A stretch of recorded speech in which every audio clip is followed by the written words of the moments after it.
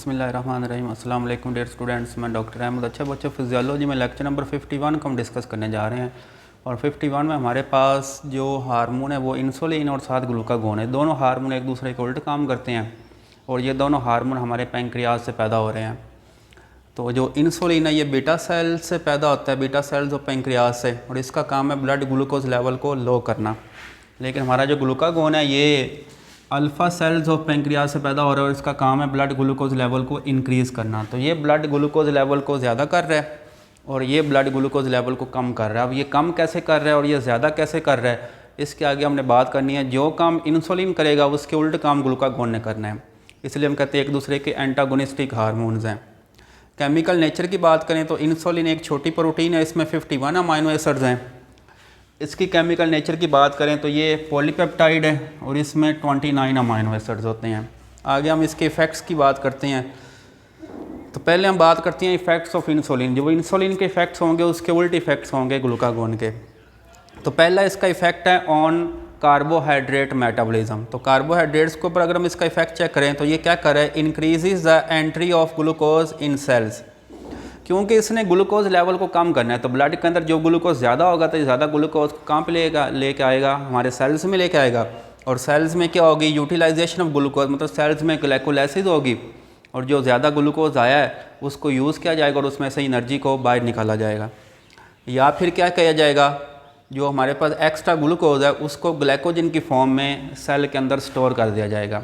तो इंसुलिन का बेसिक मकसद है ग्लूकोज लेवल को लो करना। तो इसने लो करना कैसे है कि ब्लड के अंदर जो एक्स्ट्रा ग्लूकोज है उसको निकाल के बॉडी सेल में ऐड कर देगा और बॉडी सेल्स में क्या होगी, ग्लूकोज की यूटिलाइजेशन होगी और साथ ग्लूकोज क्या होता जाएगा, ग्लाइकोजन में, ग्लाइकोजन की फॉर्म में स्टोर होता जाएगा।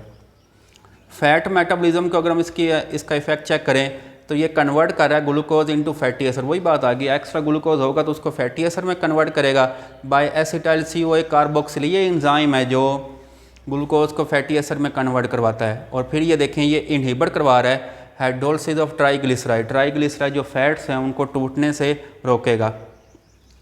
और अगर हम प्रोटीन मेटाबॉलिज्म के ऊपर इसका इफेक्ट चेक करें तो देखें ये causes transport amino acid to cells. तो सेल्स में अमाइनो एसिड्स को लेके आ रहा है और जब सेल के अंदर अमाइनो एसिड्स आएंगे तो अमाइनो एसिड के मिलने से क्या बनेगी, प्रोटीन बनेगी। प्रोटीन बनने का अमल को हम ट्रांसलेशन कहते हैं। और फिर ये क्या करे, इनहिबिट्स ग्लूकोनियोजेनेसिस। इसने ग्लूकोज नहीं बनने देना फ्रॉम अमाइनो एसिड से, क्योंकि इसका काम तो ग्लूकोज को कम करना है।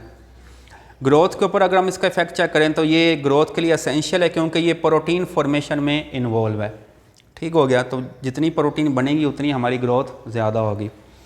अब अगर हम ग्लूकागोन के इफेक्ट्स चेक करें तो ग्लूकागोन के इफेक्ट्स इसके उल्ट हैं। अब देखें ऑन कार्बोहाइड्रेट मेटाबॉलिज्म, तो ये क्या कर रहा है, ये देखें इंक्रीज़ कर रहा है entry of glucose into cell.